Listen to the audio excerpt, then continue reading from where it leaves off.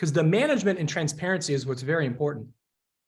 So once you submit a referral, you're going to have your own Home Advantage account, and it's going to tell you where everything sits. So if you have 10 referrals that you've sent into the network, it's going to give you all 10 referrals. It's going to tell you every milestone that that client is sitting in, whether they're touring homes, whether they're in escrow. And you now can manage through the Home Advantage application as far as what your pipeline looks like for the referrals that you've sent. And so it's pretty sophisticated, and it's all click of a button, guys.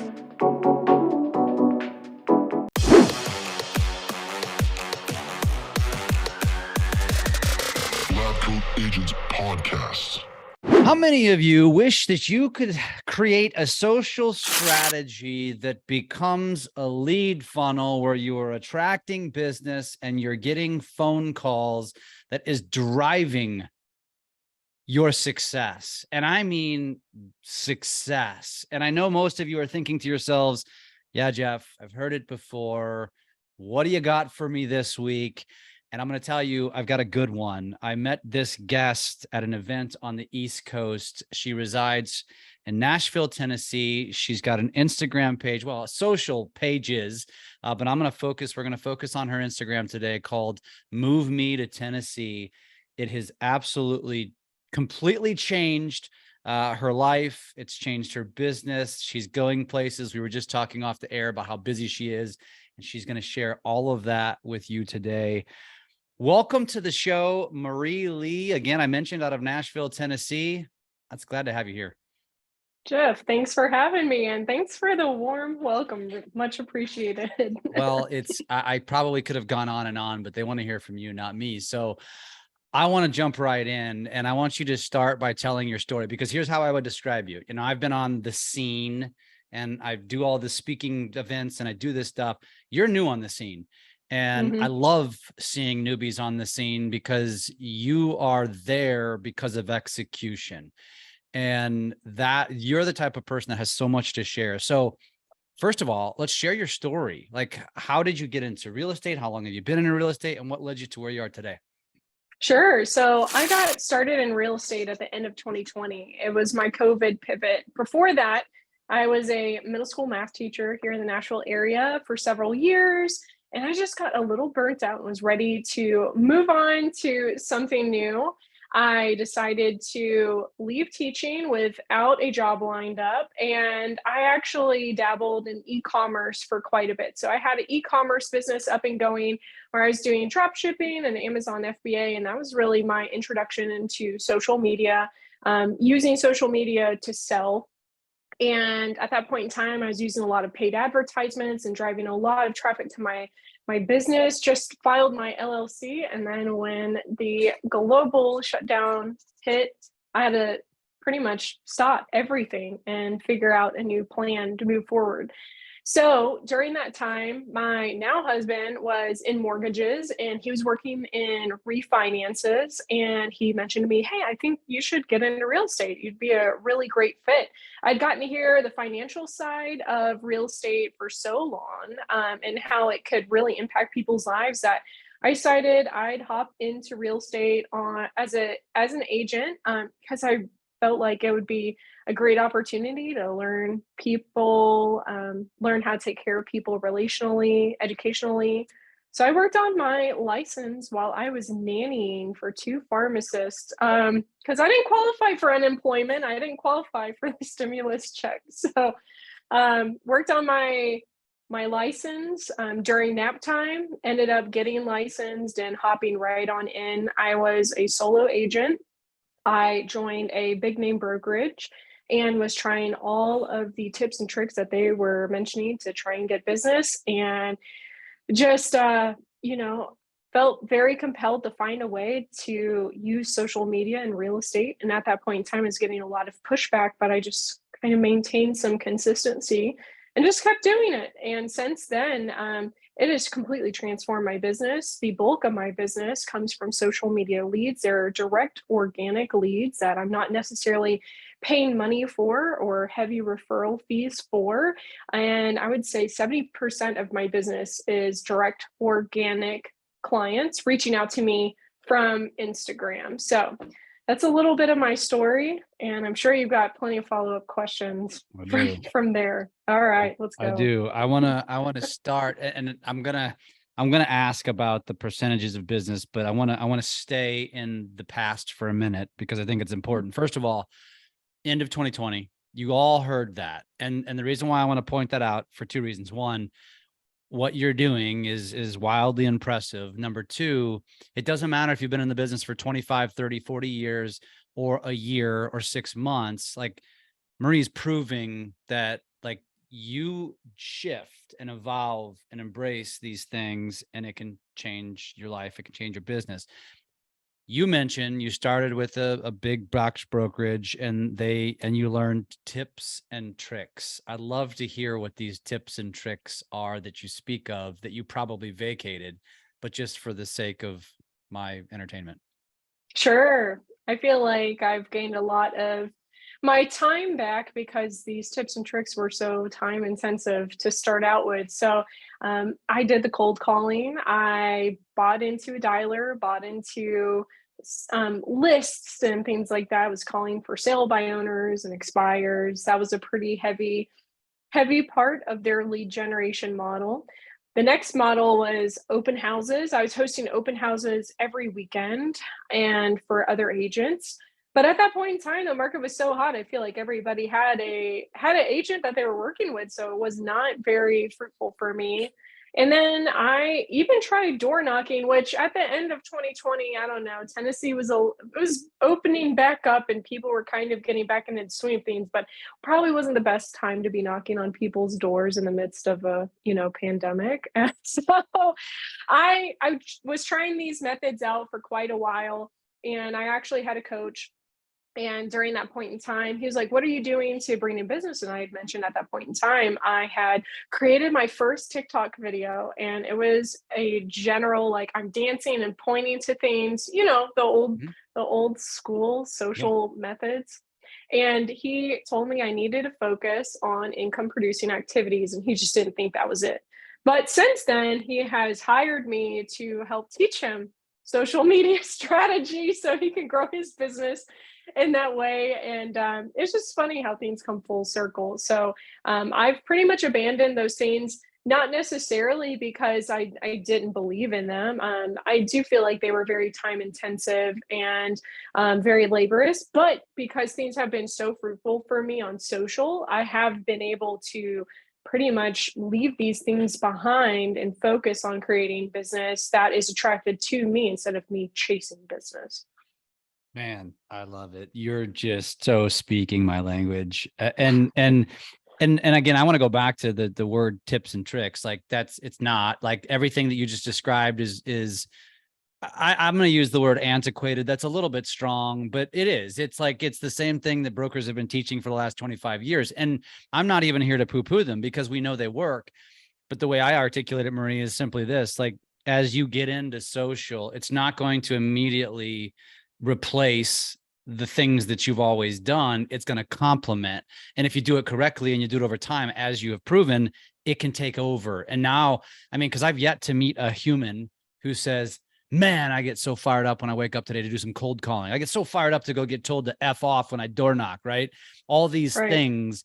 And that's only going to get worse because, millennials and Gen Zers do not like human interaction. I think you're probably a millennial, maybe even Gen Z. I don't know. But you know this, right? And so I love that you said, because I hear so often from agents that my broker does not support this. My broker tells me to stop doing this. And that's a refreshing story. Your broker told you not to do it, which is typical because they don't get it because frankly, they're antiquated. But your broker not only shifted, now they've embraced it so much, they are paying you to help them. That's amazing. And I love to hear that story. So what are you doing now with your broker? I'd love to hear this just for context. Like, what are you doing to help them? Yeah, I think it really just comes down to strategy. And these are the kinds of conversations that I have with people. It's all about creating a content strategy that aligns with the clients that they want to work with. So for me, I primarily work with first time home buyers or relocation buyers who are moving to Nashville. So I'm creating content that is specifically for those two people. And because I'm so aligned with my messaging, it's bringing in business. So when I'm working with other people, I'm trying to figure out who's your ideal client and what kind of messaging can we focus on to bring you clients? What kinds of topics and questions do they have? What kind of pain points could we address? What kind of benefits or solutions could we provide? So that way they think of you as a true thought leader, and they know that you're providing value. So they already know, they already like, and they already trust you, and they're ready to make a move. And I'm guessing that what you're teaching is exactly what you are executing. I would say so. And I think my social journey has shifted over time. I started out doing a lot of trends, and I started out doing, a lot of the formulas for virality, which is, I didn't become viral by any stretch of the imagination. I was just doing what everybody else was doing, and that pleased the algorithm. At one in 2021, that was really where I got started. But 2022, I noticed that I continued that same strategy, but instead of talking specifically to first time home buyers or relocation clients, I'd started talking to agents. I was doing a lot of agent humor content, a lot of real estate humor content.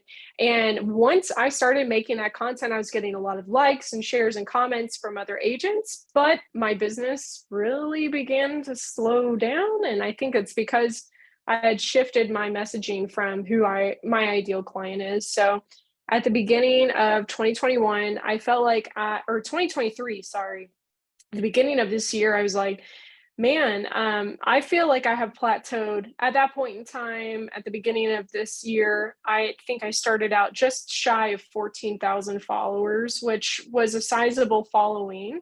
But On Instagram. On Instagram. On Instagram Yep. specifically. It was a substantial following, but I felt like I'd hit a plateau. I felt like I was at that number for quite a while. And then I just got very pinpointed and aligned with who am I talking to and the content that I was creating.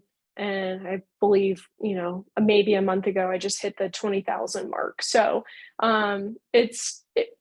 they always say the riches are in the niches. And I feel like you can't niche down far enough if you really want to expand your impact in your business.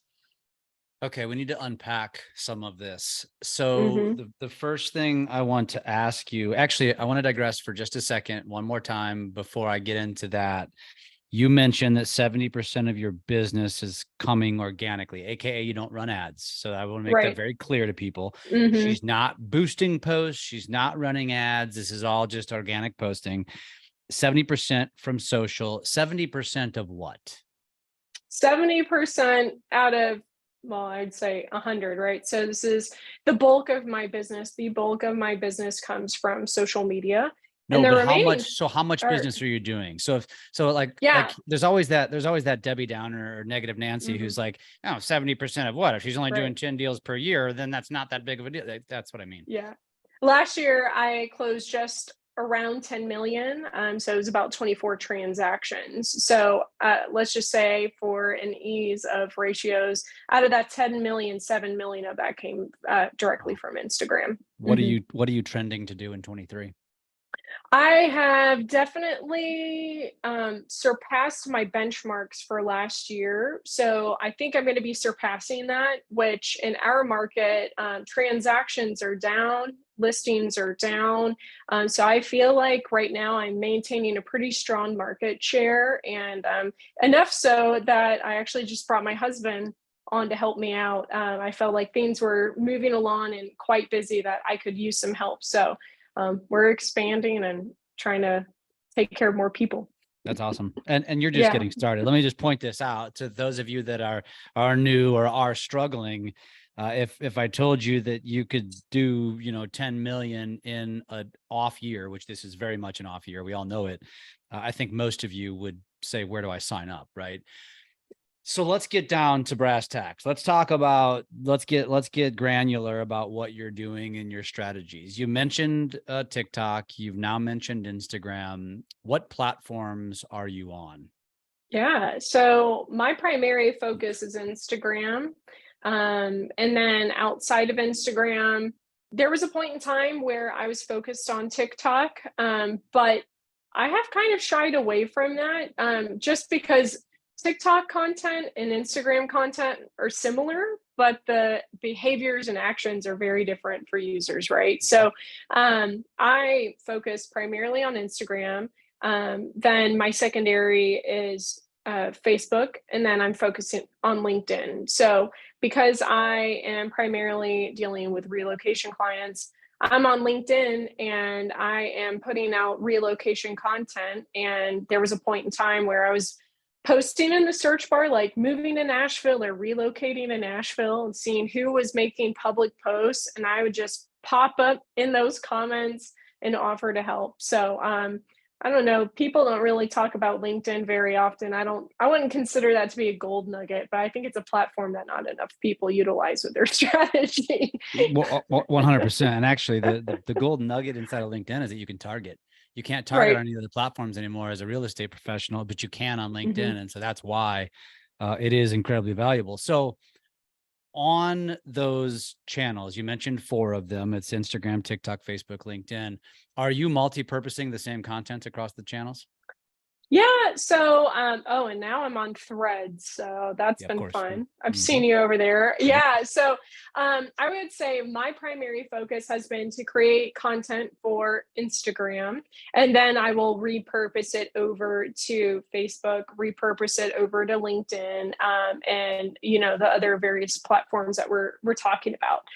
But I'm primarily focused on Instagram because that's where the majority of my business is, and that's how the majority of the people find me. The only things I'm thinking I'm making changes on would be really my captions or the kind of text that I'm providing for these platforms. So I feel like Instagram is very conversational, especially in your caption section.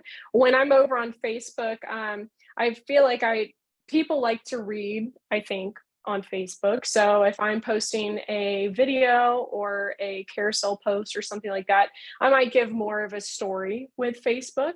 And then like with LinkedIn, I'm focused more on results because it's a, results oriented platform. So I think the messaging is the same, but I do have a slightly different approach. But because I'm using the same content, it's pretty easy to make slight tweaks here and there for each platform. So what I heard was you've made Instagram your cornerstone, which is something Mhm. that we teach is pick a platform, make it your cornerstone, own that platform. And did you choose Instagram or did Instagram choose you? And by that I mean, did you make Instagram your cornerstone because you gained the most traction there, or did you know from day one I'm going to make Instagram my cornerstone? Yeah, good question. I think Instagram felt very comfortable to me. It was a platform that I was using quite a bit for drop shipping and for e-commerce. I was using Facebook as well, but I noticed that I had more of an opportunity for organic direct leads on Instagram, specifically because of some of the features, because there are you know, communities that are created on Instagram. I'm able to have conversations with them in the DMs. I'm able to be not just on the feeds of the people who follow me, but also have the potential for the explore page or the discoverability aspect of it, the search engine optimization. I felt like as a entire platform, Instagram was bite-sized enough that I could create content in a very scalable and tangible manner. Like YouTube, that content is it's long format. It takes a lot more to prepare for that. I feel like Instagram's small enough that I can just do it. But it's robust enough that I have all of these other features where I can connect with people, have conversations, and in turn convert more of my followers into clients. I love that. So it kind of sounds to me like it was a little bit of both. Hmm. But the reason I asked that question is because I want people to understand and know that, like you said, the riches are in the niches, and every social media coach says you need to find your niche. But my response to that is they're right, but they're wrong, because it's not us as the creator who gets to choose our niche. And so we as a real estate community typically say, well, I want to be known as the real estate agent, blah, blah, blah, the influencer, or the authority. And oftentimes it doesn't work for them, because audiences are not going to social for real estate. They're going there for other reasons. And so you just have to go to these platforms, post, create your pillars of content, whatever it is, and throw shit up against a wall, the way I describe it, and see what sticks. And that's exactly what Maria's done here. Now, she has been fortunate enough, but also she's good enough at it to where she's made real estate her niche. And Instagram said, her audience said, give it to us and give us more. And it's proved itself with the results, the 20,000 followers, now 70% of your business. And so I wanted to point that out to people, because I don't want everyone to listen to somebody like you, Marie, and be like, oh, okay, I got to run to Instagram. It's not, this is not one size fits all. Some of you might find that success on Facebook. I found it on TikTok. 43,000 followers around a geographic area. I just got lucky. I'm executing, but it's a lot of luck, right? And so I wanted to point that out. So Instagram's your jam, and then you're multi-purposing to other places. I want to get deeper on the content strategy, but first I had one question. Facebook is your number 2. Are we talking about, do you have a Facebook group? Is it your personal profile? Is it a page? What is it? Yeah. So my I think approach mostly follows Facebook groups, and just being a asset in these groups, providing good, solid recommendations, getting people connected, being a connector. I do not run a Facebook group at this point in time, but occasionally I will do some challenges or things like that. Like I was doing a home owner boot camp that was people were finding on Instagram, but I was actually hosting the community in Facebook and using that Facebook group to provide more value and give a more targeted approach. But yeah, Facebook groups, other people's Facebook groups have been my jam at this point in time. So that's been my focus. So you're cross posting to your personal profile, correct? Correct. But you're infiltrating other groups that are probably geographically targeted, and that is also paying off for you. Yeah, I was joining a lot of local, like women's groups, a lot of local entrepreneur groups and networking groups. And anytime people needed something, I tried to provide value first before, hey, I'm a real estate agent. If you know anybody looking to buy or sell, hey, I'd love to work with them. For example, I was in a Facebook group, and I had just downloaded a freebie. I downloaded a guide, like a homeowner's guide. And in this group, I was like, hey guys, I just finalized my free homeowner manual. Does anybody want one? And on that one post, I got over 100 comments. So then I'd have a conversation with them in the DMs. Hey, what's your email? So that way I can get ready to send this to you. But because I was offering something for free, I had all these people that were ready to have conversations. And that, was that they were part of my community. They were part of my atmosphere, I guess. I don't know if that's the right word, but we'll that's where we're at. That's what we'll go with Okay. it. That's a new one. All right. You know what? I invent words all the time. So we're going to invent meanings to words. So I'll go with it. Yeah. Okay, cool. So I love that. So now let's go back to really again, where the rubber meets the road for you, which is Instagram. And so let's talk about your content strategies. First of all, do you have a certain cadence of how often you want to post? Sure. I have gone with every method in the book. I've done multiple times a day, every day, twice a week. At this point in time, I'm aiming for 2 to 3 posts per week, like on my feed. So that's either reels or carousel posts or static posts. And I am aiming to be on stories 4 to 5 times per week, where I'm popping up at the top of somebody's feed. And usually that is me showing a behind the scenes or something personal or asking questions to just drive engagement. So those are the two, I guess, KPIs that I'm focusing on. Like, hey, am I posting on my feed 2 to 3 times per week? And am I posting on my stories 4 to 5 times per week? Those typically are the numbers that I'm doing at the moment. That's awesome. And I say that because, this, again, social is not one size fits all. And so, Marie, when I teach this and I talk about it, I always share my content strategy, which is much more robust. It's at least a reel a day, at least one a day, and 5 to 7 stories per day. And so, but I know when I say that, that becomes immediately overwhelming for at most. And I say that because you're executing at a very high level and you have a completely different strategy and it's much more attainable, although way advanced from a novice, because 2 to 3 per week is not crazy.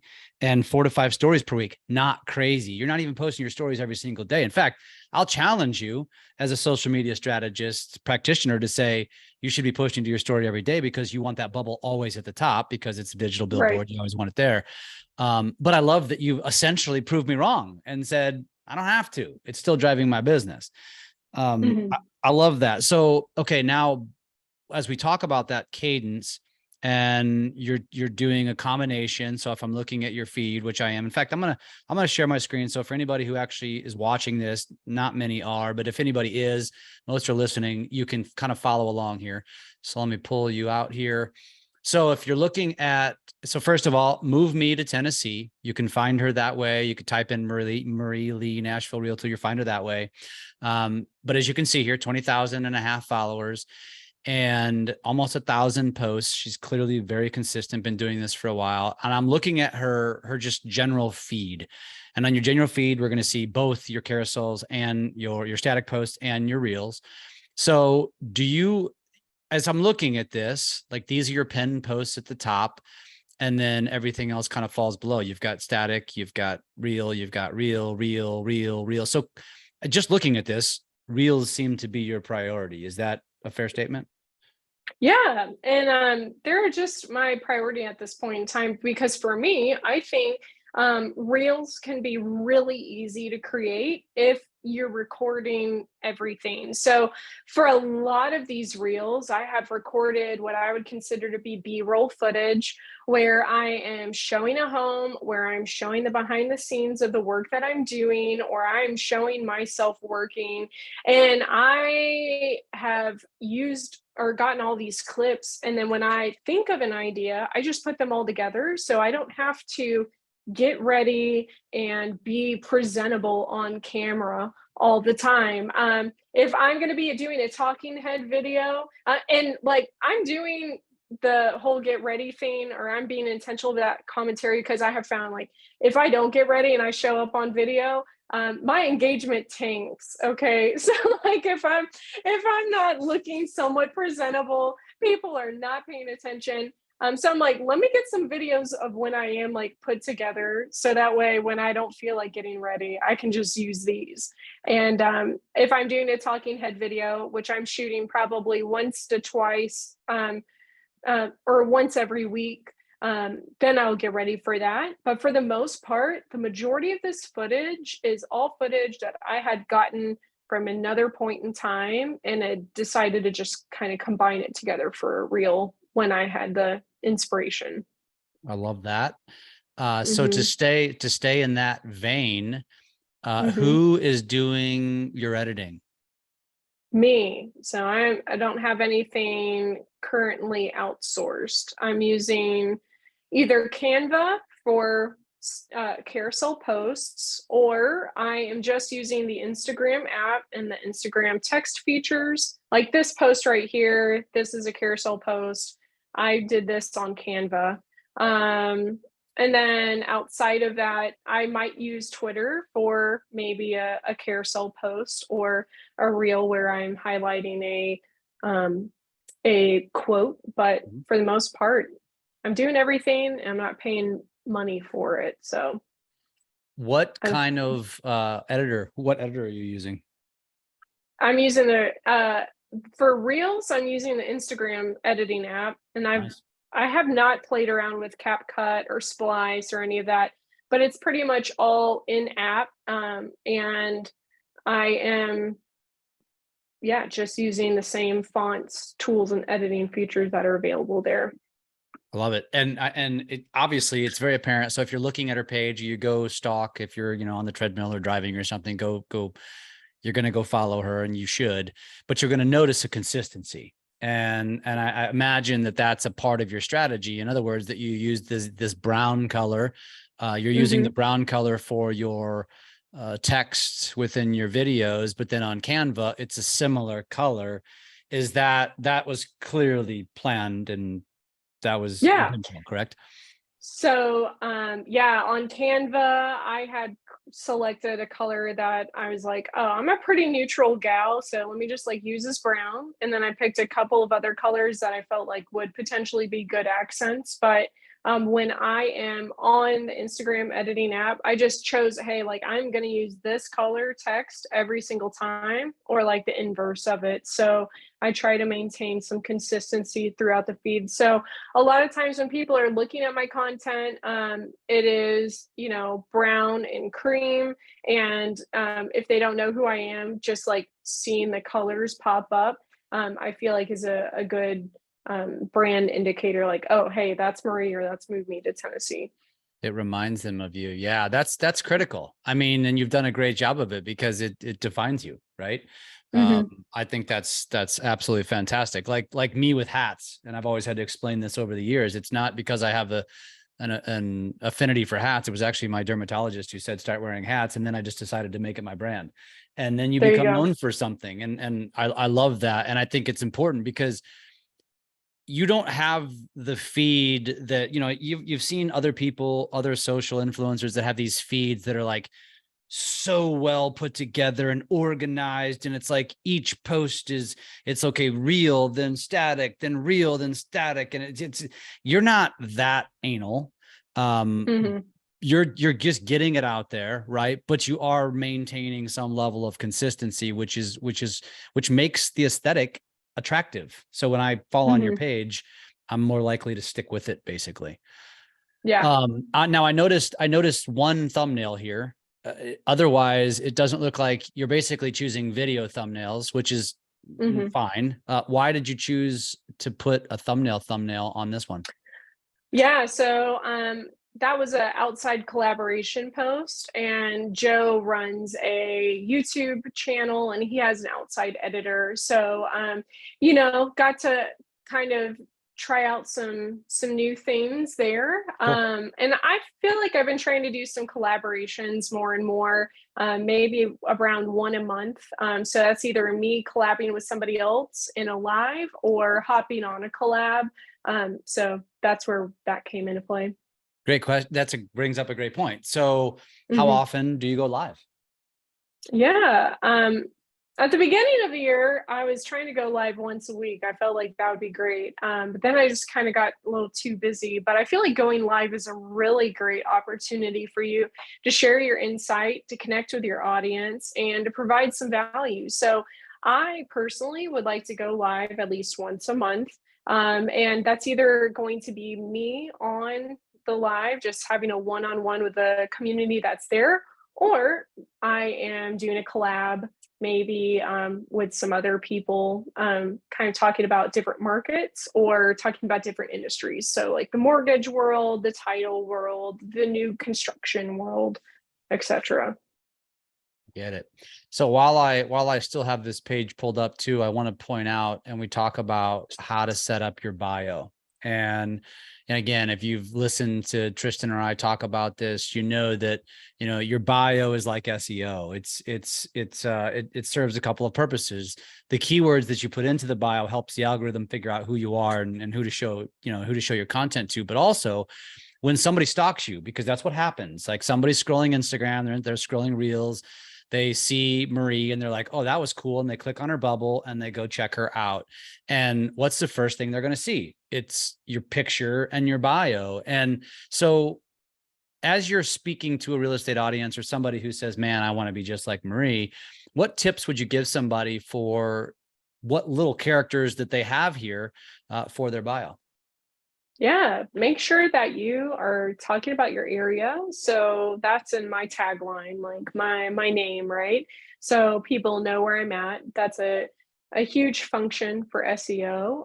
If people type in Nashville Realtor, I'm going to be one of the top accounts to pop up because of that. The second thing is like, who are you helping? So identifying who you're focused on helping out with. So like I'm talking about using home tips and giving market updates. Well, I'm not coming out directly and saying, hey, I'm here for first time home buyers or relocation clients, but this is content that first time home buyers and relocation clients are going to want to see.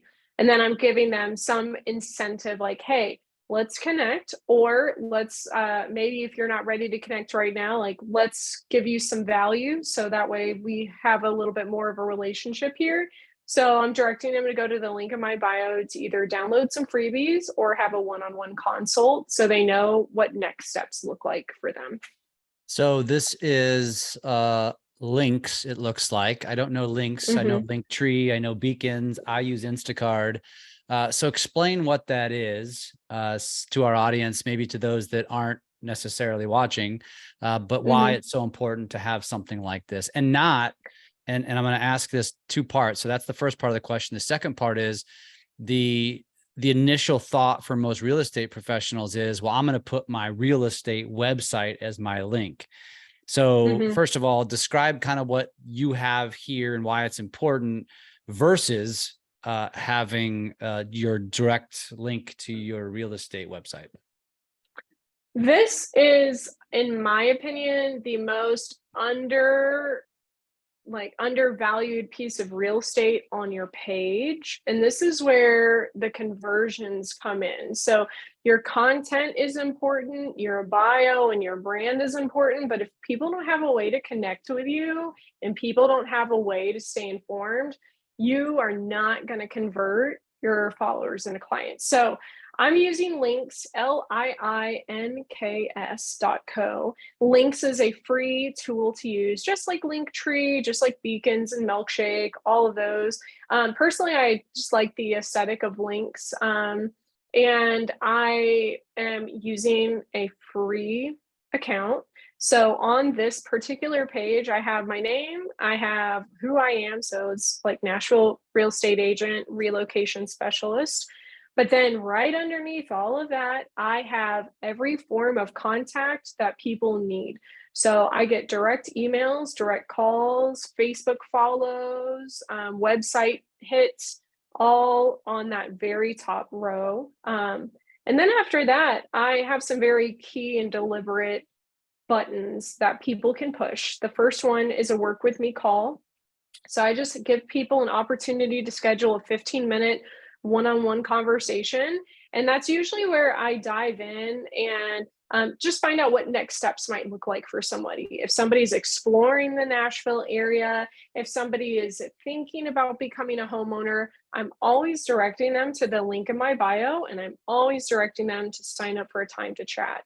And that's giving me all of their contact information so I can stay in contact with them. The second is a link to my monthly email. So I do a monthly email called the Nashville Hot Take, and that's where I am talking about the Nashville market. I am talking about what's happening in housing, like I would say pretty general housing description, like what's going on across the country. But then I dive down specifically into like Nashville's numbers, Nashville's trends. I'm talking about what's going on like locally. And then I'm kind of giving some personal stuff so people can see some like behind the scenes things of what's going on in my life. So that's a way for me to stay top of mind. Once a month, they get this email to their mailbox. And then the third option is for somebody who's looking to download a free home buying guide. I had mentioned I'm actually a part of the Coffee and Contracts community, and I used one of their home buying guides, created a landing page, and people are signing up for it, getting pushed this manual, getting pushed this guide, this freebie, as soon as they are giving me their email and their name. So they're going, into an email list that I have for them. And then everything else under that, I would say, is optional, but I think having your contact information, a way for people to stay in touch long term, like if they don't want to follow you, but they want to stay abreast of what's going on. But then that third piece, like, hey, what's a piece of value that you can provide somebody, so that way they kind of have an established relationship. I love it. And to add to this, so first of all, go check this out. So if you, when you follow her, Move Me to Tennessee, you're going to see the links there.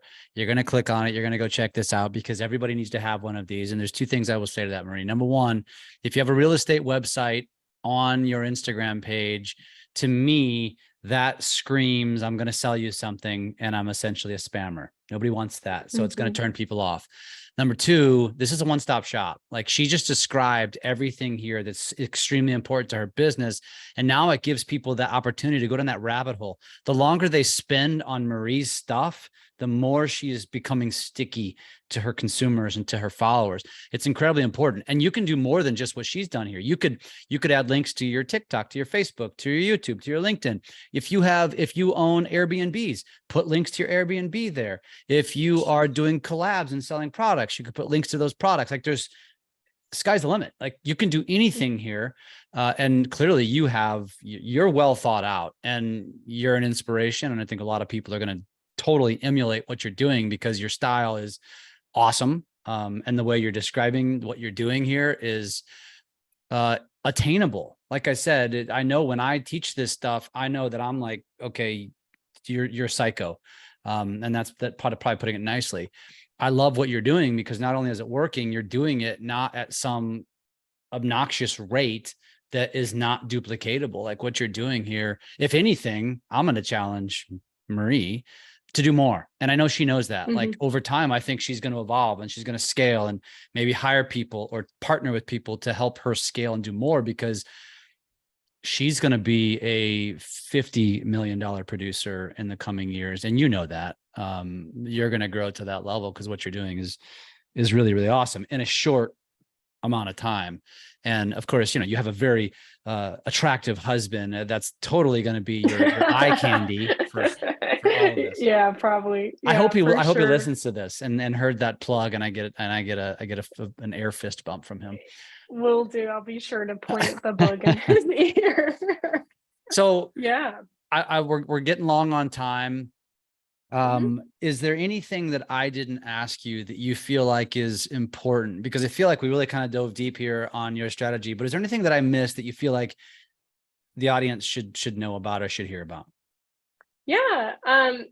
I also to go back to like, hey, why am I not using my real estate website? I'm using links because you'd mentioned it's all in one shop, but also it gives me analytics. So it shows me what is it that people want and what is it that people are clicking on and how many people are watching this or looking at this or clicking on this button.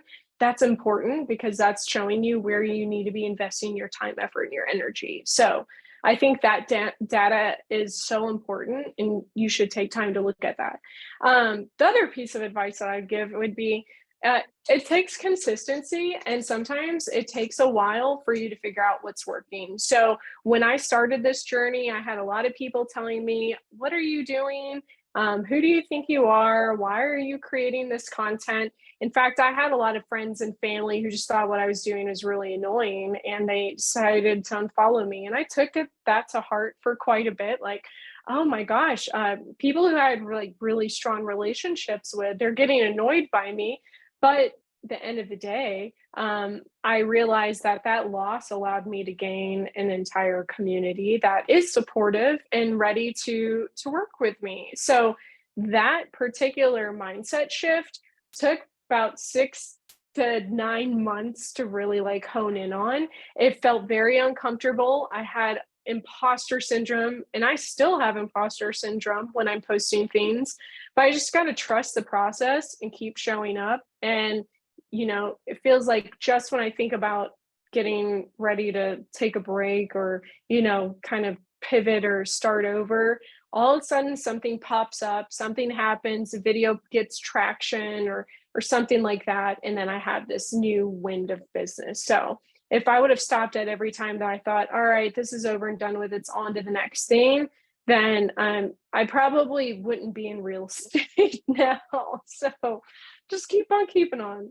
I love that. And that did bring up a couple of questions, because every time I talk about this, I tell people, I said, your biggest haters, your biggest trolls, your biggest naysayers, and haters is a strong word, is typically your family, your closest friends, maybe even a business partner, because this is outside of the norm. Now it's becoming more norm, but over the last several years, and I've been doing this since 16, 17. So I was really a unicorn, and not in a good way. I took a lot of hate.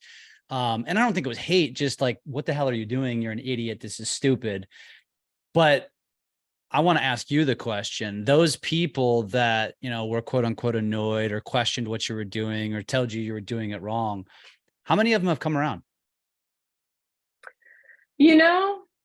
I didn't pay any attention. I noticed when they unfollowed me and I was cognizant about it. But after a certain period of time, I was like, you know what? If they're meant for me, they're going to be here. And if they decide to refollow me, that's great. But if not, there's no hate. They didn't sign up for real estate content. So I just kind of let them go on their merry way. But if we were to see each other in person, we're cordial, but we're just not keeping up with each other in every form or fashion on social. And that's okay. I think people have got to be able to realize you're not going to be palatable for everyone and you're not meant for everyone, but you should be available to the people who need you the most.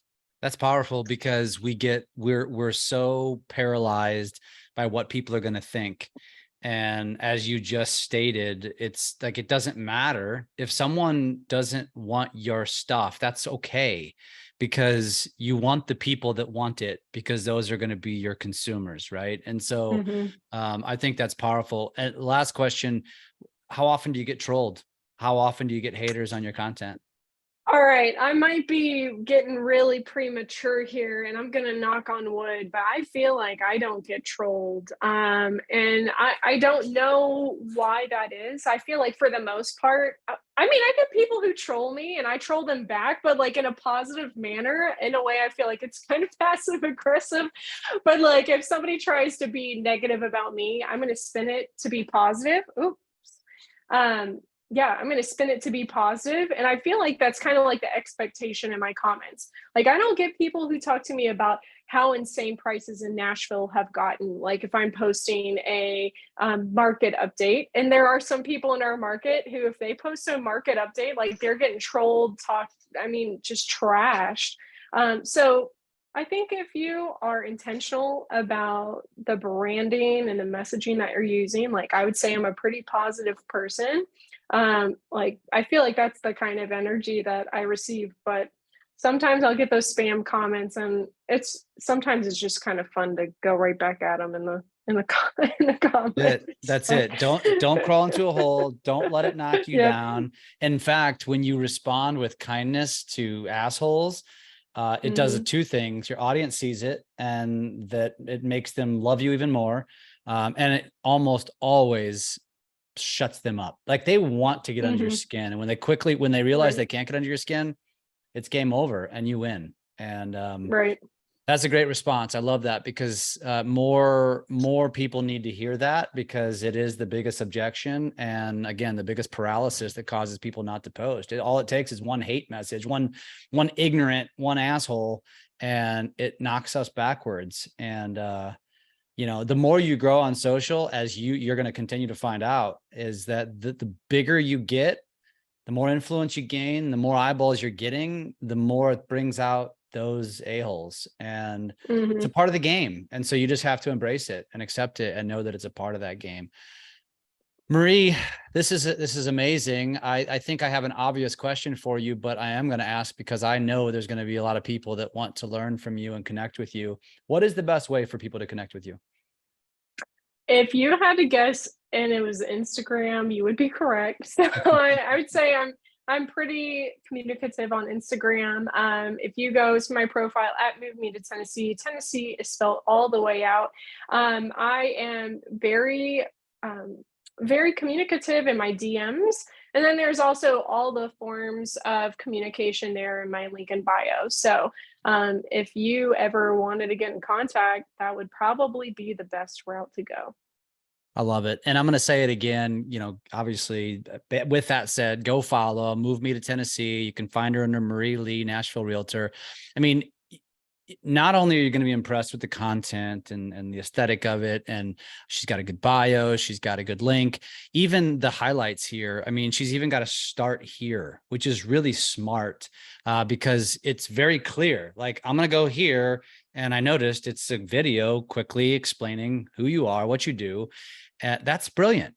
Great job with all of this. You're an up and comer. I don't even know if I've called you that, and if that's even fair to say anymore, but comparative to our industry, you're going to do some amazing things. This is going to be fun to watch. I look forward to hopefully many other real estate agents being inspired by you, connecting with you. And frankly, personally, I look forward to just staying in touch. Yeah, likewise, Jeff. I appreciate it. Thanks for the kind commentary, and I always appreciate the work you're putting out there and the encouragement that you're giving other agents and lenders. I know it's much appreciated. You're a rock star. Yeah, likewise. Thank you.